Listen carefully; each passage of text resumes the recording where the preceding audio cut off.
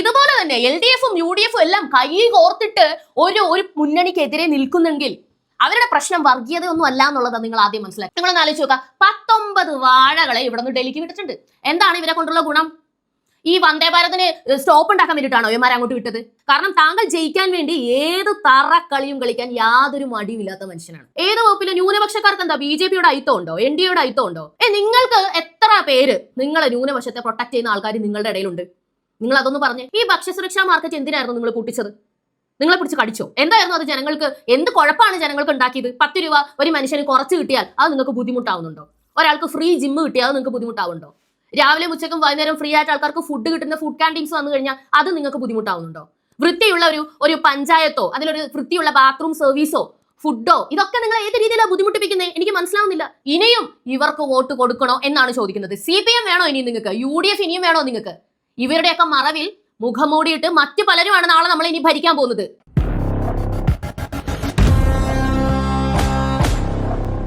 ഇന്നലെ 2020യുടെ പാർട്ടി പ്രവർത്തകർക്ക് വളരെ പ്രതീക്ഷാജനകവും എന്നാൽ ഇടത് വലത് മുന്നണികൾക്ക് പേടിപ്പെടുത്തുന്നതുമായിട്ടുള്ള ഒരു പ്രഖ്യാപനമാണ് ഉണ്ടായിട്ടുള്ളത്. ഞാൻ പറയാതെ തന്നെ അതെന്താന്ന് നിങ്ങൾക്ക് ഇപ്പൊ മനസ്സിലായിട്ടുണ്ടാവും. 2020 NDAയിലേക്ക് ലയിക്കുന്നു അല്ലെങ്കിൽ NDAയുമായിട്ട് കൈ കൊടുക്കുന്നു എന്നൊരു സംഗതിയാണ് ഇന്നലെ പുറത്തു വന്നത്. ലയനം എന്ന് പറയാൻ സാധിക്കില്ല, അവരോടൊപ്പം ചേർന്ന് പ്രവർത്തിക്കുന്നു എന്ന രീതിയിൽ. അപ്പോ ഇത് ഇടത് വലത് മുന്നണികൾക്ക് വലിയൊരു ഭീഷണിയാണ് എന്ന് ഞാൻ പറഞ്ഞത് എന്തുകൊണ്ടാണ്? ഞാനിവിടെ സംസാരിക്കാൻ ആഗ്രഹിക്കുന്നത് 2020 എന്ന പാർട്ടിയുടെ വളർച്ച അല്ലെങ്കിൽ അവരുടെ പ്രവർത്തനങ്ങൾ അടുത്ത് നിന്ന് കണ്ട ഒരു ജേർണലിസ്റ്റ് എന്ന രീതിയിൽ തന്നെയാണ്. ഇവിടെ എറണാകുളത്ത് കിഴക്കമ്പലത്ത് തന്നെയാണ് അവരുടെ പ്രവർത്തന മേഖല. അവിടെ ചെന്ന് 2020 എന്തൊക്കെ ചെയ്യുന്നുണ്ട് ജനങ്ങൾക്ക് വേണ്ടി എന്ന് വ്യക്തമായി കണ്ട ഒരു വ്യക്തിയാണ് ഞാൻ കണ്ടതിൽ ഭക്ഷ്യസുരക്ഷാ മാർക്കറ്റ് ഉണ്ടായിരുന്നു. വളരെ വൃത്തിയുള്ള ആൾക്കാർക്ക് വരുമ്പോൾ ലഞ്ച് വരെ പ്രൊവൈഡ് ചെയ്യുന്ന ഒരു പഞ്ചായത്ത് ഓഫീസ് ഉണ്ടായിരുന്നു. വലിയ ഹൈടെക് മാതൃകയിലുള്ള അംഗൻവാടികൾ ഉണ്ടായിരുന്നു. അതുപോലെ ഇവൻ വീടുകളിൽ പഞ്ചായത്തിൽ നിന്നും വെള്ളമില്ല എന്ന് വിളിച്ചു പറയുമ്പോൾ വണ്ടിയിൽ കൊണ്ടുവന്ന് വെള്ളം എത്തിക്കുന്ന ഫെസിലിറ്റി വരെ ഉണ്ടായിരുന്നു. ഇതൊന്നും കേരളത്തിൽ മറ്റെവിടെയും കണ്ടിട്ടില്ലാത്ത സംഗതിയാണ്. ഭക്ഷ്യസുരക്ഷാ മാർക്കറ്റ് എന്ന് പറഞ്ഞാൽ ആ പഞ്ചായത്തിന്റെ കീഴിൽ സ്ഥിരതാമസക്കാരായിരിക്കുന്ന അവിടുത്തെ വോട്ടേഴ്സ് ആയിട്ടുള്ള ആൾക്കാർക്ക് ഒരു കാർഡ് ഉപയോഗിച്ച് എല്ലാ സാധനങ്ങളും ഇപ്പൊ നമ്മൾ പുറത്ത് വാങ്ങുന്നത് ഒരു 100 രൂപയുടെ സാധനമാണെങ്കിൽ അത് അവിടെ പകുതി വിലയ്ക്കാ കിട്ടുക, 50 രൂപയ്ക്ക്. അങ്ങനെ ഞാൻ ഭക്ഷ്യസുരക്ഷാ മാർക്കറ്റിൽ ചെല്ലുന്ന സമയത്ത്, ഇതൊന്ന് കാണാൻ വേണ്ടി ചെല്ലുന്ന സമയത്ത് വിശാലമായൊരു മാർക്കറ്റും വലിയൊരു പാർക്കിങ്ങും അത്രയധികം ആളുകൾ കാറിൽ വന്നിട്ട് ഡിക്കിയിലേക്ക് എടുത്തു വെച്ചുകൊണ്ട് പോവാണ് ഒരു മാസം വേണ്ട സാധനങ്ങൾ. അപ്പൊ നമുക്ക് കണ്ടാലറിയാം, നമ്മൾ പുറത്തു നിന്ന് ഇപ്പൊ സാധാരണ ഒരു സൂപ്പർ മാർക്കറ്റിൽ നമ്മൾ സാധനങ്ങൾ വാങ്ങുവാണെങ്കിൽ 5000 രൂപ 6000 രൂപ ആകുന്നിടത്ത് വെറും പകുതി വിലയ്ക്കായിരുന്നു അവർക്ക് ഈ സാധനങ്ങളെല്ലാം ലഭിച്ചുകൊണ്ടിരുന്നത്. അപ്പൊ ഞാൻ ചോദിച്ചു അവരുടെ, നിങ്ങൾക്ക് എങ്ങനെയാണ് ഇത്രയും ഇതായിട്ട് കിട്ടുന്നത്? അതാണ് 2020 പഞ്ചായത്ത് ഭരിക്കുന്നത് കൊണ്ടുള്ള ഗുണം. അപ്പൊ ഇത് പുറത്തുനിന്ന് ആൾക്കാർക്ക് വന്ന് മേടിക്കാൻ പറ്റുമോ? പറ്റില്ല, ഞങ്ങളെ പഞ്ചായത്തിലുള്ളവർക്ക് മാത്രമേ പറ്റൂ എന്നാണ് പറഞ്ഞത്. അപ്പൊ ഒരുപാട് പേര് പറഞ്ഞു, ഇതെന്താ പുറത്തുള്ളവർക്കൊക്കെ കിട്ടാത്തത്, അത് അനീതിയല്ലേ? വോട്ട് ചെയ്യാത്തവര് കിട്ടണം ഇതൊക്കെ എന്ന് പറയുന്നത് അനീതിയല്ലേ? അപ്പൊ അങ്ങനെയൊക്കെ നിന്ന് ഭക്ഷ്യസുരക്ഷാ മാർക്കറ്റ് ഇപ്പില്ല. അപ്പൊ നിങ്ങൾക്ക് തോന്നില്ലേ ഇത്രയും നല്ലൊരു പദ്ധതി, എന്റെ ദൈവമേ ഇതെന്തിനാ ഇല്ലാതാക്കിയത്, ഒരുപാട് ആൾക്കാരുടെ വയറ്റ് തടിച്ചില്ലേ എന്ന് തോന്നില്ലേ? ഇല്ല. എന്തുകൊണ്ട് ഇല്ലാതായി? അവിടെ ഒരു MLA ഉണ്ട്, അവിടുത്തെ നാട്ടുകാര് വോട്ടിട്ട് ജയിപ്പിക്കുന്ന ഒരു MLA, ശ്രീജൻ എന്നാണ് അദ്ദേഹത്തിന്റെ പേര്. അയ്യോ, അദ്ദേഹത്തെ പറ്റി ഒന്നും പറയാൻ പാടില്ല കേട്ടോ. എന്തെങ്കിലും പറഞ്ഞു കഴിഞ്ഞാൽ അപ്പൊ തന്നെ ജാതി പറഞ്ഞ് അധിക്ഷേപിച്ചു എന്ന് പറഞ്ഞുകൊണ്ടേ കേസ് കൊടുക്കും. വിമർശിക്കാൻ പാടില്ല, വിമർശനത്തിന് അതീതനായ ഒരു MLA ആണ്. അങ്ങനെ സാബു ജേക്കബിന്റെയും 2020യുടെയും പ്രവർത്തനങ്ങളെ ഒട്ടും ഇഷ്ടപ്പെടാത്ത ഈ MLA മാക്സിമം ട്രൈ ചെയ്ത് ഈ പറഞ്ഞ സാധനം പൊട്ടിച്ചു. അതുകൂടാതെ കിഴക്കമ്പലത്തെ ഒരു ബസ് സ്റ്റാൻഡ്, അതിനോടനുബന്ധിച്ച് ഒരു ഫ്രീ ആയിട്ട് ഫുഡ് കൊടുക്കുന്ന ഒരു ഫുഡ് കോർട്ട്, ആൾക്കാർക്ക് ഡൈനിങ് ഏരിയ അടക്കം, പിന്നെ ഒരു ജിമ്മ്, അവിടെ സ്ത്രീകൾക്ക് വർക്ക്ഔട്ട് ചെയ്യാന്നുള്ളത് ഫ്രീ ആയിട്ട്, ഈ സംഭവങ്ങളൊക്കെ അവിടെ ഇങ്ങനെ പണി കഴിപ്പിച്ചുകൊണ്ടിരിക്കുകയായിരുന്നു. അവിടെ മുടക്കാൻ നമ്മുടെ MLA വന്നിട്ടുണ്ടായിരുന്നു, MLAയുടെ ടീമും വന്നിട്ടുണ്ടായിരുന്നു. ഇപ്പൊ തന്നെ തുറന്നു കൊടുക്കണം ഞങ്ങൾക്ക് ഈ ബസ് സ്റ്റാൻഡ്, ഇവിടെ കൂടി ഞങ്ങൾക്ക് ബസ് കയറ്റി പോയേ തീരും എന്നും പറഞ്ഞുകൊണ്ട് അതും കല്ലത്താക്കിയ കാഴ്ചകളും വാർത്തകളും ഒക്കെ നമ്മൾ കണ്ടതാണ്. ഈ ഒരു സാഹചര്യമാണ് 2020 അഭിമുഖീകരിച്ചിരുന്നത്. ഇപ്പോ 2020 NDAയിലേക്ക് പോയതിനെ വിമർശിക്കുന്ന ഒരുപാട് ആളുകൾക്ക് അറിയാൻ കഴിയാത്ത അല്ലെങ്കിൽ അറിയാത്ത ഒരു കാര്യമുണ്ട്. ഒരു മനുഷ്യൻ നല്ലത് ചെയ്യണം എന്ന് വിചാരിച്ച് അയാളുടെ പോക്കറ്റിലുള്ള കാശും കൊണ്ട് ഈ കേരളത്തിലേക്ക് വന്നാൽ അയാളെ നല്ലത് ചെയ്യാൻ ഇവിടുത്തെ ഇടത് വലതു മുന്നണികൾ സമ്മതിക്കാറുണ്ടോ? നിങ്ങൾ ഒരുപാട് ആൾക്കാരോട് ചോദിച്ചു നോക്കിയോ. ഗൾഫിൽ നിന്നൊക്കെ വർഷങ്ങൾ കഷ്ടപ്പെട്ട് ലക്ഷക്കണക്കിന് രൂപ ഉണ്ടാക്കി ആ രൂപ കൊണ്ട് ഇവിടെ വന്ന് എന്തെങ്കിലും തൊഴിൽ തുടങ്ങി 4 പേർക്ക് തൊഴിൽ കൊടുക്കണം എന്ന് വിചാരിക്കുന്നവരെ പോലും ജീവിക്കാൻ സമ്മതിക്കാത്ത മുന്നണികളാണ് ഇവിടെ. സാബു ജേക്കബ് തന്നെ അതേക്കുറിച്ച് പറഞ്ഞിട്ടുണ്ട്. ഇന്നലത്തെ പത്രസമ്മേളനത്തിൽ ഒരു ചെറിയ ബൈറ്റ് ഞാൻ കാണിക്കാം. ഞാനൊരു രാഷ്ട്രീയക്കാരനല്ല, ഞാനൊരു വ്യവസായിയാണ്. രാഷ്ട്രീയത്തിലേക്ക് വരാനായിട്ടുണ്ടായ സാഹചര്യം തന്നെ ഈ ഇവിടുത്തെ LDFും UDFും മാറി മാറി ഭരിച്ച് ഈ കേരളത്തെ കട്ടുമുടിച്ച് ഇവിടെ ഈ നാട് നശിപ്പിക്കുന്ന കണ്ട് മനം മടുത്തിട്ടാണ് ഇതിനൊരു മാറ്റം വരുത്തണം. അതിനു വേണ്ടിയിട്ടാണ് ഞാൻ രാഷ്ട്രീയത്തിലേക്ക് വന്നത്. അങ്ങനെയാണ് ഞങ്ങൾ 2020 എന്ന ഒരു പാർട്ടി ഉണ്ടാക്കിയതും കഴിഞ്ഞ 14 വർഷക്കാലമായിട്ട് ഞങ്ങളുടെ പാർട്ടി ഒഫീഷ്യലായിട്ട് രജിസ്റ്റർ ചെയ്തത് 10 വർഷമേ ആയിട്ടുള്ളൂ. പക്ഷേ 14 വർഷമായിട്ട് ഞങ്ങൾ കേരളത്തിൻ്റെ വികസനത്തിന് വേണ്ടിയിട്ട്, ജനങ്ങളുടെ ക്ഷേമത്തിന് വേണ്ടിയിട്ട് ഒട്ടനവധി മാതൃകാപരമായ കാര്യങ്ങൾ ഞങ്ങൾ നടപ്പിലാക്കി. ഞങ്ങളെ ഈ മണ്ണിൽ നിന്ന് തന്നെ തുടച്ചു നീക്കണമെന്ന് LDFും UDFും 25 പാർട്ടിക്കാർ തീരുമാനിച്ചപ്പോൾ അതിന് തടയിടണം, അല്ലെങ്കിൽ അതിനൊരു മാറ്റം വരണം, അതിന് പകരം വീട്ടണമെന്നുള്ളൊരു വാശി കൂടിയാണ് ഞങ്ങൾക്കതിപ്പോൾ. അതുകൊണ്ടാണ് ഞങ്ങൾ ഉടനെ ഒരു തീരുമാനം ഇക്കാര്യത്തിലേക്ക് ഞങ്ങൾ എടുത്തത്. കണ്ടോ, സാബു ജേക്കബ് ഇറ്റ്സെൽഫ് അദ്ദേഹം ഒരു ബിസിനസ്മാൻ ആണ്. നമുക്ക് എല്ലാം അറിയാവുന്ന കിറ്റെക്സ് ഗ്രൂപ്പിന്റെ തലപ്പത്തിരിക്കുന്ന വ്യക്തിയാണ് അദ്ദേഹം. ഒരു ബിസിനസ്മാന് കേരളം എത്രത്തോളം സൗഹൃദപരമാണെന്ന് ഞാൻ നിങ്ങളോട് പറഞ്ഞു തരേണ്ട ആവശ്യമില്ലല്ലോ. ആരാണ് കേരളം ഇത്രയും നാളും ഭരിച്ചിരുന്നത്? അത് BJP ഒന്നുമല്ല, അത് CPMും UDFും തന്നെയാണ്. ഏതൊരു മനുഷ്യൻ ഇവിടെ വ്യവസായം തുടങ്ങാൻ വന്നാലും എന്തെങ്കിലും ഒരു നല്ല കാര്യം ജനങ്ങൾക്ക് ഉണ്ടാകുന്ന രീതിയിൽ വന്നു കഴിഞ്ഞാൽ, അവൻ ബിസിനസ്സുകാരനാണെങ്കിൽ അവന്റെ കയ്യിൽ 10 കാശുണ്ടെങ്കിൽ പോയി മൂർഷയാ. പിന്നെ അവൻ 10 കോടി കൊണ്ടെന്ന് അതിന്റെ മുമ്പിൽ കുത്തും. എത്ര പേര് ഇങ്ങനെ ആത്മഹത്യ ചെയ്തിട്ടുണ്ട്? ആന്തൂർ സാജനെയൊക്കെ നിങ്ങൾക്ക് ഓർമ്മയുണ്ടോ? അങ്ങനെ ആത്മഹത്യ ചെയ്യാൻ സാധിക്കാത്തത് കൊണ്ട്, അതിന് സൗകര്യമില്ലാത്തത് കൊണ്ട് സാബു ജേക്കബ് ഇതൊക്കെ ഒന്ന് ശരിയാക്കാൻ വേണ്ടി സ്വന്തമായിട്ട് ഒരു പാർട്ടിയുമായിട്ട് ഇറങ്ങി. സ്വന്തം കയ്യിലെ കാശെടുത്ത് ഒരു പാർട്ടി ഉണ്ടാക്കി. അതാണ് 2020.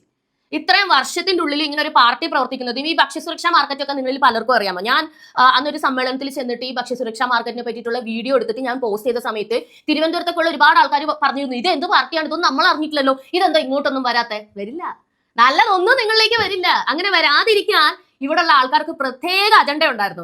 ആ അജണ്ടയാണ് ഇപ്പോൾ അദ്ദേഹത്തെ NDAയിലേക്ക് എത്തിച്ചത്. അതേക്കുറിച്ച് അദ്ദേഹം പറയുന്നത് കേൾക്കും. ഈ കഴിഞ്ഞ ത്രിതല പഞ്ചായത്ത് തെരഞ്ഞെടുപ്പില് ഈ 2020 എന്ന് പറയുന്ന പാർട്ടിയെ ഈ ഭൂമിയിൽ നിന്ന് തന്നെ ഉന്മൂലനം ചെയ്യണം എന്നുള്ള ഉദ്ദേശത്തോടു കൂടി ഇവിടുത്തെ LDFും UDFും കൂടാതെ വെൽഫെയർ പാർട്ടി, PDP, SDPI അങ്ങനെ 25 രാഷ്ട്രീയ പാർട്ടികള് ചേർന്നൊരു സഖ്യമുണ്ടാക്കി, ജനകീയ മുന്നണി. അവരങ്ങനെ 25 പാർട്ടികൾ ഒന്നിച്ചു നിന്ന് ഒരേ സ്ഥാനാർത്ഥികളെ നിർത്തിയാണ് ഞങ്ങൾ മത്സരിച്ച സ്ഥലങ്ങളിലെല്ലാം അവര് ഞങ്ങളെ നേരിട്ടത്. അപ്പോൾ അത് തന്നെ ഈ പ്രസ്ഥാനം എത്രത്തോളം മനുഷ്യരുടെ മനസ്സുകളിൽ, സാധാരണക്കാരുടെ മനസ്സുകളിൽ എത്തിച്ചേർന്നിട്ടുണ്ട് എന്നുള്ളതിന്റെ ഉദാഹരണമാണ്. അപ്പോൾ ഞങ്ങളെ ഈ ഭൂമിയിൽ നിന്ന് തന്നെ ഉന്മൂലനം ചെയ്യണം എന്ന് തീരുമാനിച്ച് അവര് ഒരേ സ്ഥാനാർത്ഥികളെ ഒരേ ചിഹ്നത്തിൽ, ഇത്തവണ എനിക്ക് തോന്നുന്നു കേരളത്തിന്റെ ചരിത്രത്തിൽ തന്നെ ആദ്യമായിട്ടായിരിക്കും LDFും UDFും സ്വന്തം ചിഹ്നത്തിൽ മത്സരിക്കാതിരുന്നത് 2020 മത്സരിച്ചിരിക്കുന്ന പ്രദേശങ്ങളിലാണ്. അരിവാൾ ചുറ്റിക ഉണ്ടായിരുന്നില്ല, കൈപ്പത്തിയും ഉണ്ടായിരുന്നില്ല. അപ്പൊ എത്രത്തോളം ലജ്ജാകരമായിട്ട്, എത്രത്തോളം അവര് തകർന്നിരിക്കുന്നു എന്നുള്ളതാണ് കാണുന്നത്. കണ്ടോ, 25 പാർട്ടികൾ ഒന്നിച്ചു ചേർന്ന് ഒരു മുന്നണിനെ തോൽപ്പിക്കാൻ വേണ്ടിയിട്ട് കളിച്ച കളിയുടെ കാര്യമാണ് അദ്ദേഹം പറയുന്നത്. അദ്ദേഹം പറയുന്നത് 100% സത്യമായിട്ടുള്ള കാര്യമാണ്. നിങ്ങൾക്കറിയാലോ, ഇവിടെ LDFും UDFും തമ്മിൽ മത്സരിക്കുന്നിടത്ത് ഇവരെന്തെല്ലാം വാക്കോലുകൾ അങ്ങോട്ടും ഇങ്ങോട്ടും നടത്തുന്നത്. നമുക്ക് തോന്നി ഇവർ ബദ്ധ ശത്രുക്കളാണെന്ന്. എന്നാൽ കേരളത്തിൽ നിന്ന് പുറത്തുപോയ അവസ്ഥ എന്താ? ഇവർ ഇന്ത്യ മുന്നണിയുടെ ഭാഗമാണ്. കാരണം ഒറ്റയ്ക്ക് നിന്ന് ജയിക്കാൻ വേണ്ടിയിട്ടുള്ള യാതൊരു കിണ്ടിയും ഇതുവരെ ചെയ്യാത്തത് കൊണ്ട് ഒറ്റ മനുഷ്യൻ ഇവരെ വിശ്വസിച്ച് വോട്ട് ചെയ്യാനില്ല. ഇപ്പൊ CPMന്റെ കാര്യം നോക്കുക. CPM കനൽ ഒരു തരി എന്ന് പറഞ്ഞ് ഇവിടെ ഒതുങ്ങി പോയിരിക്കുന്നത് ഈ കയ്യെടുപ്പിന്റെ പേരിലാണ്. എന്നിട്ട് ഈ 2020 ഒതുക്കാൻ വേണ്ടി 2020 ജനങ്ങൾക്ക് നല്ലത് ചെയ്യുന്നു, നല്ലത് ചെയ്താൽ രാഷ്ട്രീയക്കാർ ഇങ്ങനെയാണ് പ്രവർത്തിക്കേണ്ടത് എന്ന് മനസ്സിലാക്കി ആളുകൾ അവരെ തെരഞ്ഞെടുക്കും. ശ്രീനിജനെ പോലെയുള്ള CPMകാരെ വേണ്ടാതാവും ആൾക്കാർക്ക്. ഈ ഭയം കൊണ്ട് LDFും UDFും, വേറെ ആരൊക്കെയാ, ജമാഅത്ത് ഇസ്ലാമി, അതാണ് വെൽഫെയർ പാർട്ടി, പേര് മാറ്റി ഇന്നലെ കൊലപാതകം ചെയ്തു നടന്നവൻ ഇന്ന് പെട്ടെന്ന് മാനസാന്തരപ്പെട്ട അങ്ങ് ശുശ്രൂഷകനായിട്ട് ഇറങ്ങി എന്ന് പറഞ്ഞ പോലത്തെ സ്ഥിതി തന്നെയായത്. ഒരു നിമിഷം കൊണ്ട് ഇവരങ്ങ് വെൽഫെയർ പാർട്ടിക്കാരായി. പിന്നെ PDP, SDPI ഇവരെല്ലാം കൂടി ഒന്നിച്ച് ഒറ്റ സ്ഥാനാർത്ഥിയെ നിർത്തി. 25 പാർട്ടികൾ ഒരുമിച്ച് ഒരു സ്ഥാനാർത്ഥിയെ നിർത്തി അവരുടെ അനുഭാവികളോട് ഇയാൾക്ക് വോട്ട് ചെയ്യണം എന്ന് പറഞ്ഞാൽ വോട്ട് ഷെയർ അധികമായി എവിടേക്ക് ചെല്ലും? ആര് ജയിക്കും? 2020ക്ക് എതിരെ. അപ്പൊ നമുക്കറിയാം, ഈ വയസ്സായ ആൾക്കാരുടെ അടുത്തൊക്കെ ഇപ്പോഴും പോയിട്ട് ഈ മാധ്യമ പ്രവർത്തകർ ചോദിക്കുന്നുണ്ട്, ആർക്കാണ് വോട്ട്? നമ്മുടെ പാർട്ടിക്കാ. നമ്മുടെ പാർട്ടി ഏതാ? അത് അരിവാൾ ചുറ്റിക. അരിവാൾ ചുറ്റിക. ഞാൻ ഒരു അമ്മച്ചീൻ്റെ അടുത്ത് ചോദിച്ചിട്ടുണ്ട്, അമ്മച്ചി ആർക്കാ വോട്ട് ചെയ്യുന്നത്? അരിവാൾ ചുറ്റിക മോളെ നമ്മുടെ ചിഹ്നം. ഞാൻ ചോദിച്ചു, പിണറായി വിജയൻ ഇഷ്ടമാണോ? അതാരാ മക്കളെ? മനസ്സിലായില്ലേ? ഈ അരിവാൾ ചുറ്റിക കണ്ടാൽ കുത്തി കൊടുക്കുന്ന ജനങ്ങൾ ഉണ്ടായിട്ട് പോലും ആ ചിഹ്നത്തിൽ അവർ മത്സരിച്ചില്ല. UDFന്റെ കൈപ്പത്തി മത്സരിച്ചില്ല. പകരം ഇവരെല്ലാവരും ചേർന്ന് ഒരാൾ, നിങ്ങൾക്ക് ഈ കണ്ടംകളി ക്രിക്കറ്റ്, അതുപോലെ ഈ നമ്മൾ ഈ കുട്ടികളായിരിക്കുന്ന സമയത്ത് നമ്മൾ കളിക്കുമ്പോൾ ഒരാൾ കുറച്ച് മികച്ചതായിട്ട് കളിക്കുകയാണെന്നുണ്ടെങ്കിൽ അയാളെ തോപ്പിക്കാൻ വേണ്ടി പൊട്ടന്മാരെല്ലാവരും ചേർന്ന് സഖ്യം ഉണ്ടാക്കുന്ന ഒരു പരിപാടിയില്ലേ, ആ പരിപാടിയാണ് ഇവിടെ കാണിച്ചത്. അപ്പൊ നിങ്ങളൊന്ന് ആലോചിക്കണം, കിറ്റെക്സ് എന്നൊരു സ്ഥാപനമായി ഇദ്ദേഹം ഇവിടെ നിന്ന് ഇനി അനുഭവിക്കാനൊന്നുമില്ല. ഇവിടുത്തെ വ്യവസായ മന്ത്രി കേരളത്തിലേക്ക് അങ്ങ് എല്ലാം കൊണ്ടുവന്ന് അങ്ങ് നിക്ഷേപിക്കുക. പിണറായി വിജയൻ ഈ നടക്കുന്ന മുഴുവനും വിദേശത്തെ നിക്ഷേപം കൊണ്ടുവരുവാന്ന് പറയല്ലാണ്ട് ഒരു വാക്കില്ല കേട്ടോ. ഇവരുടെ എല്ലാ സംഗതികളും പേപ്പറിലാണല്ലോ, അത് വേറെ കാര്യം. എന്ന് പറഞ്ഞിരിക്കുന്ന ആ വ്യക്തി സാബു ജേക്കബിനോട് പറഞ്ഞത്, അല്ല താ പോകുന്നെന്ന് പറഞ്ഞിട്ട് പോയില്ല, എടുത്തോണ്ട് പോകും തന്റെ സംരംഭം എന്നാ പറഞ്ഞത്. കോടിക്കണക്കിന് രൂപയുടെ സംരംഭവുമായി അല്ലെങ്കിൽ ഒരു കമ്പനിയുമായി ഇദ്ദേഹം മറ്റ് സ്റ്റേറ്റുകൾ എന്ന് പറഞ്ഞാൽ തെലുങ്കാനയും ബാക്കിയുള്ള ഏരിയൊക്കെ കൈനീട്ടി നിൽക്കുകയാണ്. എങ്ങോട്ടാ വരുന്നത് നിങ്ങൾ? ഇങ്ങോട്ട് വരുന്നോ എന്ന് പറഞ്ഞു. കാരണം അത്രയധികം ടാക്സ് ആ സ്റ്റേറ്റിന് പോകും. വ്യക്തിവൈരാഗ്യമാണല്ലോ ഇവിടത്തെ മെയിൻ കാര്യം. ഈ പറയുന്ന ഭക്ഷ്യസുരക്ഷാ മാർക്കറ്റ് ഉണ്ടല്ലോ, ഭക്ഷ്യസുരക്ഷാ മാർക്കറ്റ് എങ്ങനെയാണ് പ്രവർത്തിച്ചിരുന്നതെന്ന് അറിയാമോ? 2020 ആണ് കിഴക്കമ്പലം പഞ്ചായത്ത് ഭരിച്ചിരുന്നത്. പക്ഷെ പഞ്ചായത്തിന്റെ ഫണ്ട് ആയിരുന്നില്ല, CSR ഫണ്ട് വഴിയാണ് 2020 പ്രവർത്തിച്ചിരുന്നത്. അപ്പൊ ഇതുപോലുള്ള ബിസിനസ്സുകാരിൽ നിന്നും CSR ഫണ്ട് കളക്ട് ചെയ്യണം എന്നൊരു നിയമം ഉണ്ടെന്നിരിക്കെ ഈ CSR ഫണ്ട് ജനങ്ങൾക്ക് എത്ര ഒന്നാണ്? ഏത് ജനങ്ങൾക്ക് എത്തുന്നത്? ഈ പറയുന്ന സാബു ജേക്കബ് അടക്കമുള്ള എല്ലാ ബിസിനസ്സുകാരും ഇന്ന് ഒരുപാട് രാഷ്ട്രീയക്കാർക്കും ഒരുപാട് ചാനലുകാർക്കും CSR ഫണ്ട് കൊടുക്കുന്നുണ്ട്. നിങ്ങളുടെ ആരെങ്കിലും കയ്യിലേക്ക് അത് എത്തുന്നുണ്ടോ? നിങ്ങൾക്ക് ആർക്കെങ്കിലും അത് പ്രയോജനപ്പെടുന്നുണ്ടോ? ആർക്കാ പ്രയോജനപ്പെടുന്നത്? കുറെ രാഷ്ട്രീയക്കാർക്കും കുറെ ചാനലുകാർക്ക് സ്വന്തം ഉപയോഗത്തിന് വേണ്ടിയിട്ട് അത് പ്രയോജനപ്പെടുന്നത്. അത് മാറ്റി 2020 എന്ന പാർട്ടി അത് ജനങ്ങൾക്ക് ഇത്രയും വിലക്കയറ്റം കയറി നിൽക്കുന്ന ഒരു സമയത്ത് പാതി വിലയിൽ കൊടുക്കുന്ന രീതിയിൽ ഓർഗനൈസ് ചെയ്തു. അതാണ് അവർ ചെയ്ത തെറ്റ്. മനസ്സിലായില്ലേ? ആൾക്കാർക്ക് ഗുണമുള്ള കാര്യം ചെയ്യാൻ പാടില്ല. ഇനി നിങ്ങൾ നോക്കുക, അടുത്ത നിയമസഭാ ഇലക്ഷനിലും BJPക്കെതിരെ ആയിരിക്കും ഇവർ ഇതുപോലെ കൂട്ടം കൂട്ടി കൊണ്ടുവന്ന ആളെ നിർത്താൻ പോകുന്നത്.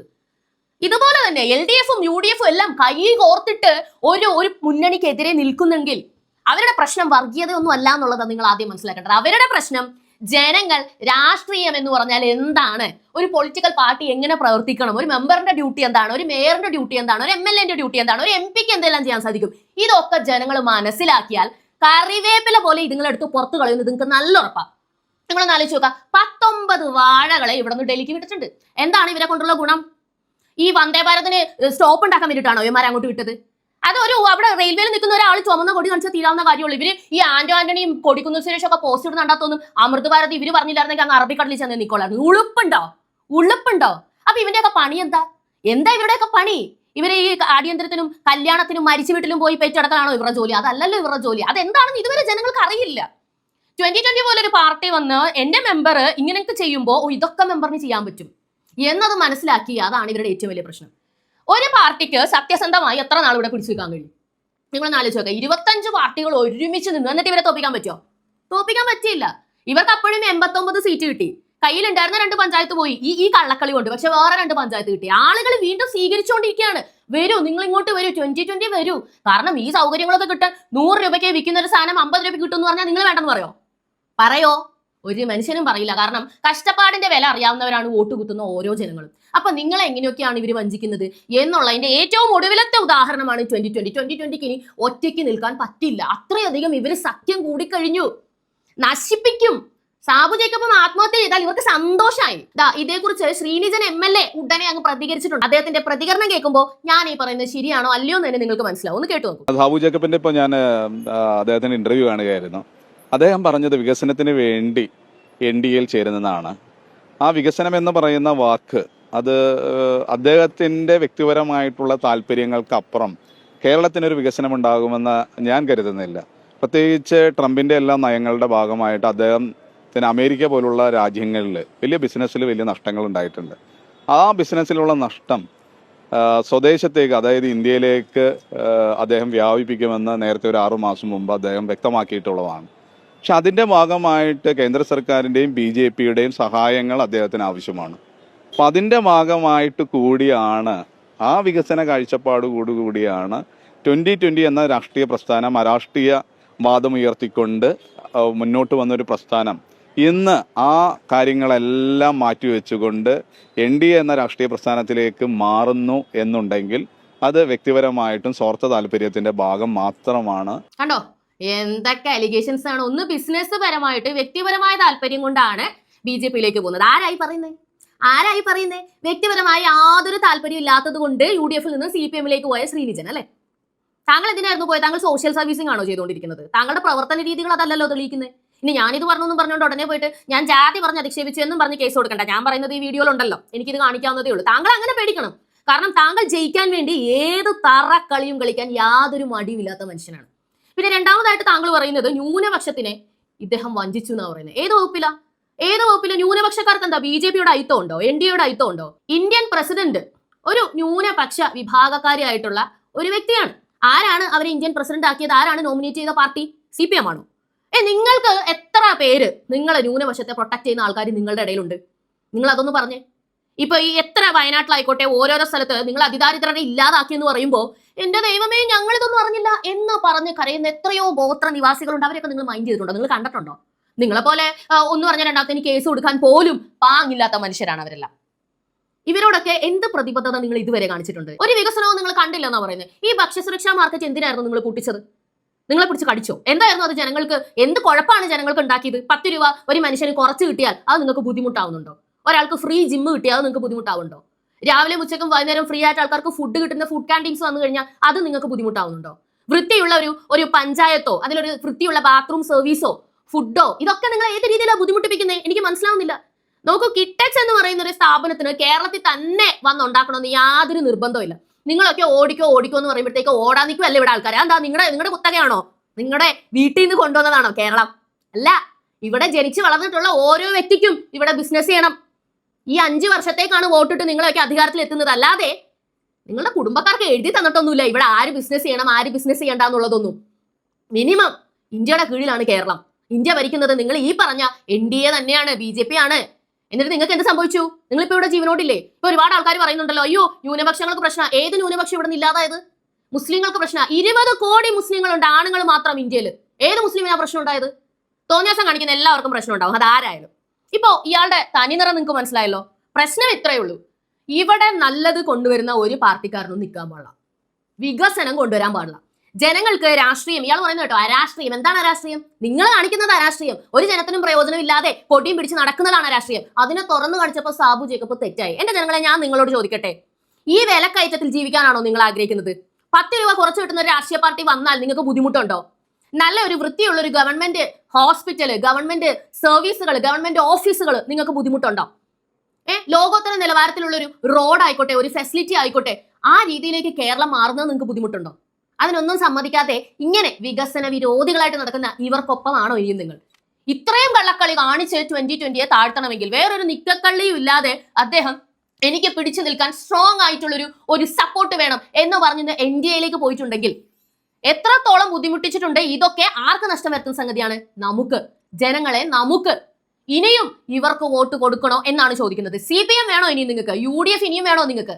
ഇവരുടെയൊക്കെ മറവിൽ മുഖം മൂടിയിട്ട് മറ്റു പലരുമാണ് നാളെ നമ്മൾ ഇനി ഭരിക്കാൻ പോകുന്നത്. ആ സ്ഥിതി നിങ്ങളൊന്ന് ആലോചിച്ച് നോക്കൂ. ഇവർക്ക് ഇനി വോട്ട് കൊടുക്കണോ എന്ന് തന്നെയാണ് ഞാൻ വീണ്ടും ചോദിക്കുന്നത്. തുടർന്ന് കാണുക പോളി ന്യൂസ്.